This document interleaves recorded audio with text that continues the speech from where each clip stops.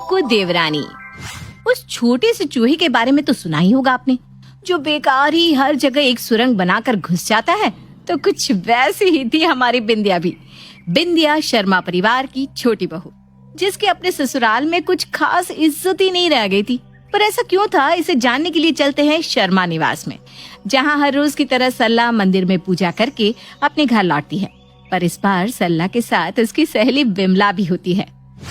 जा बहू, विमला के लिए एक कप चाय तो बना कर ले आ। जी माँ जी, अभी लाती हूँ। अब बैठ तू और शांति से बता क्या बात है। अब क्या बात बताऊं सल्ला बहन, भागे ही फूट गए हो जैसे। कल रात को मेरे साथ कुछ ऐसा हुआ कि मेरे पैरों तले जमीन खिसक गई। तीर्थ पूजा क्या कुछ नहीं किया मैंने इस बेटे को पाने के लिए, और वही बेटा कल मेरे खिलाफ खड़ा हो गया। अरे रे, अब क्या करेगी विमला तूने तो अच्छे ही संस्कार दिए थे ना रोहन को। अब वो नाकारा निकला तो इसमें तेरी क्या गलती। और ये ना बस तेरे घर की कहानी नहीं है विमला, आजकल सब घर का यही है। उस दिन रिंकू भी तो कीर्तन में यही कह रही थी। तो फिक्र मत कर, मैं बात करती हूँ रोहन से। बताइए आंटी जी, क्या जमाना आ गया है।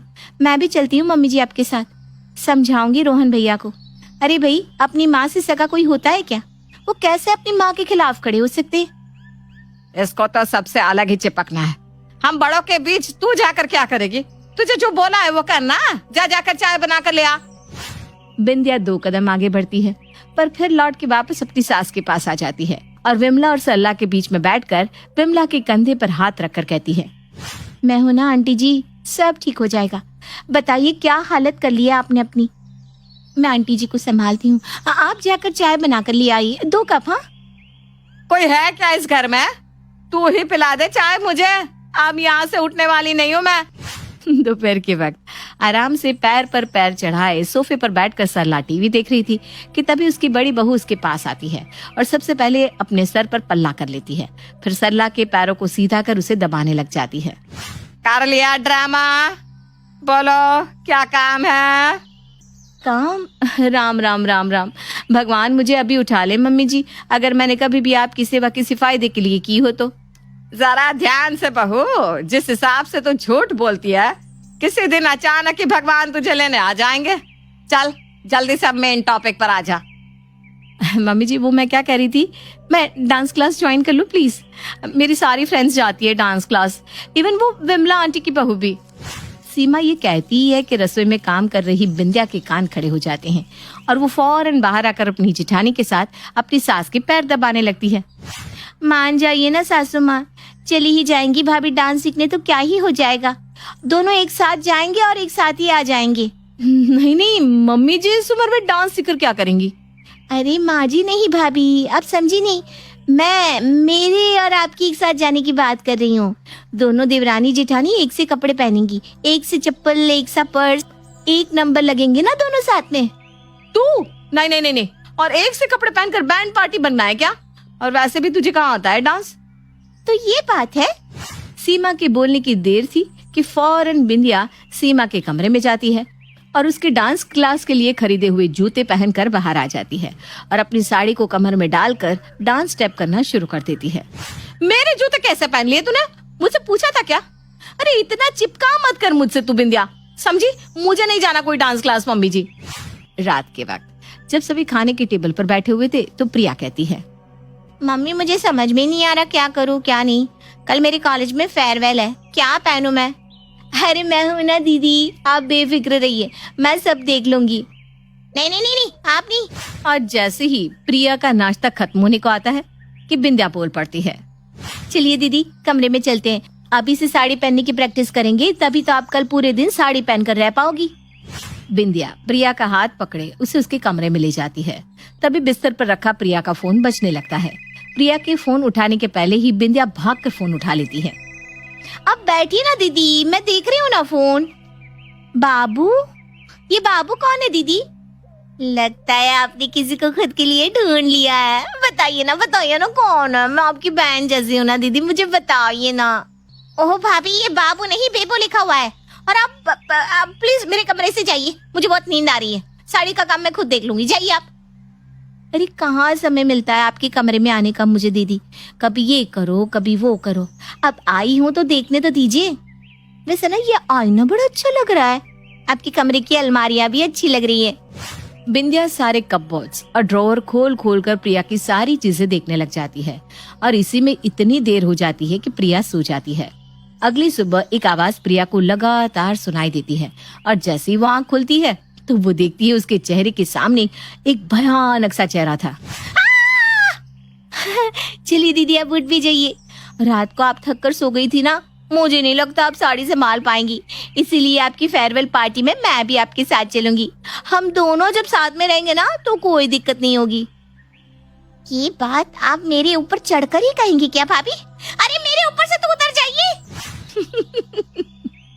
पर बिंदिया तो जिससे चिपक जाती थी उससे चिपक ही जाती थी।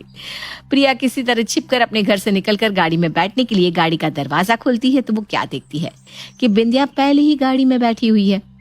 चलिए दीदी जल्दी कीजिए, 11 का टाइम दिया था, 12 बज गए। कितनी देर करेंगी आप? अंदर आ जाइए। अरे पर आपको कैसे पता? अरे बताइए, कैसे पता नहीं रहेगा? कल आपकी कार में इनविटेशन कार्ड देख लिया था मैंने। वैसे तो कोई भी काम के समय आप अंधी हो जाती हैं। और अब एनीवेज, ड्राइवर भैया गाड़ी स्टार्ट कीजिए। और प्रिया की फेयरवेल पार्टी में उससे ज्यादा उछल उछल कर बिंदिया ही नाची जा रही थी, मानो वो फेयरवेल पार्टी उसी की हो। अब धीरे धीरे प्रिया की इस चिपकने की आदत से सभी परेशान होते जा रहे थे। अगली सुबह 7 बजे सरला बाजार पर फोन करती हुई घर लौटती है। अरे ये घुटनों का दर्द। लगता है माँ जी से कोई गलती हो गई है, इसलिए झूठ मूठ घुटने का दर्द का बहाना बना रही है। लाइए मुझे फोन दीजिए, मैं बात करती हूँ ना माँ जी। और बिंदिया फौरन सरला के हाथों से फोन लेकर उससे बात करने लगती है। अरे क्या करे अंकल जी, अब बुढ़ापा है ना तो कुछ न कुछ तो लगा ही रहता है। घुटने की तो समझो ग्रीस ही सूख गई है, चल भी नहीं पाती माँ जी। दिन भर ना मैं तेल मालिश करके किसी तरह उन्हें जिंदा करती हूँ और रात होते ही ये वापस से जख्मी हालत में पहुंच जाती है। अरे बिस्तर तक से उठ नहीं पा रही थी। हाँ, आज उन्हें कमरे से उठा कर बाहर लेकर आई हूँ। आप कुछ देर उनसे बात कर लीजिएगा। हाँ लीजिए मम्मी जी, अब फोन करके अंकल जी आपको परेशान नहीं करेंगे। हे भगवान, किस कर्म का बदला लिया है तूने मुझे ऐसी बहू देकर। अरे बहू, ये एक दवा के प्रचार वाले थे, उनके सामने मैं दिखा रही थी कि किस तरह मेरे घुटने मजबूत है ताकि ये दर्द भगाओ रोगन तेल के प्रचार में मुझे ले ले। पर नहीं, तूने तो उनके सामने मेरे घुटनों के दर्द का इतना रोना रोया कि अब तो वो मेरा फोन तक नहीं उठाएंगे। हर चीज में तुझे घुसना ही है। फिर से मेरा टीवी पर आने का सपना ही रह गया। और इस बार सीमा सरला और प्रिया से ठान ही लेती है कि बिंदिया की इस चिपकने की आदत को दूर करके ही रहेंगी।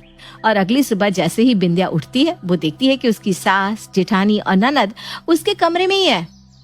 भाभी आज ना आप वो पिंक वाली साड़ी पहनिएगा। देखिए मैंने भी पिंक ड्रेस पहनी है तो मैचिंग मैचिंग हो जाएगा। अरे बेटा, पर आज बहू पिंक साड़ी कैसे पहन सकती है? वो साड़ी जरा हल्की नहीं हो जाएगी? आज बिंदिया को अपने मायके भी तो जाना है। क्या भूल गई क्या बिंदिया? तो क्या हो गया मम्मी, मैं भी चली जाऊंगी भाभी के साथ। अकेली भाभी मैनेज नहीं कर पाई तो नहीं नहीं दीदी, मैं क्यों नहीं कर पाऊंगी, मैनेज कर लूंगी ना। हाँ मैं भी ना कराती हूँ माँ जी, फिर मुझे तैयार भी तो होना है। और जैसे ही बिंदिया बाथरूम जाने के लिए उठती है सीमा उसके पीछे पीछे चलना शुरू कर देती है। आप मेरे पीछे पीछे क्यों घूम रही है भाभी? अरे चल ना, मैं तुझे बताऊंगी साबुन टॉवेल कहाँ रखना है। चल चल चल, मुझे पता है तू अच्छे से शैम्पू भी नहीं करती, इसलिए तेरे बाल ना खराब हो रहा है। अरे मैं बच्ची थोड़ी ना हूँ भाभी, और आप ये सब करने जाएंगे तो मुझे देरी हो जाएगी। मेरा भाई आता ही होगा मुझे लेने के लिए। नहीं होगी देरी भाभी, मैं तो आ रही हूँ ना साथ में, सब मैनेज कर लूंगी। तभी बिंदिया के फोन पर उसके भाई का फोन आता है और बिंदिया के पहले ही सरला फोन उठा लेती है। अरे क्या करे बेटा, ये तो बहुत चिढ़ गई है, लगता है इसका मन नहीं है मायके आने का। प्रिया से भी अजीब तरीके से बात कर रही है और अपनी जेठानी से भी। एक काम कर, तू आज का राय नहीं दे बेटा। ये आपने क्या किया माँ जी? वो तो मैं इसलिए चिढ़ रही थी क्योंकि दीदी और भाभी मुझे कुछ करने ही नहीं दे रही थी। अगर कोई आपसे इतना चिपकेगा तो कोई भी चढ़कर कुछ भी बोल ही देगा ना। पर आपने तो धोखा चार लगा कर बोल दिया सुमित को। तो यही तो शादी की रात से तू करती आई है, हम सबकी चीजों में घुसना और सबसे बिन बात के चिपकना। अब हमने भी ऐसा किया तो तुझे बुरा लग गया। तेरे कारण हमारे कई प्लान कैंसिल हुए हैं, तो एक दो प्लान तेरे भी कैंसिल हो जाने दे। नहले पर दहला पड़ते ही बिंदिया समझ जाती है कि बेकार में लोगों की चीजों में घुसकर ज्यादा इंटरफेयर करना उतना ही अच्छा नहीं होता, क्योंकि जब वही लोग आपके मैटर में घुसने लगे तो आपको वो चीज राज नहीं आएगी। और उस दिन के बाद से बिंदिया अपनी चिपकने की ये बुरी आदत छोड़ देती है।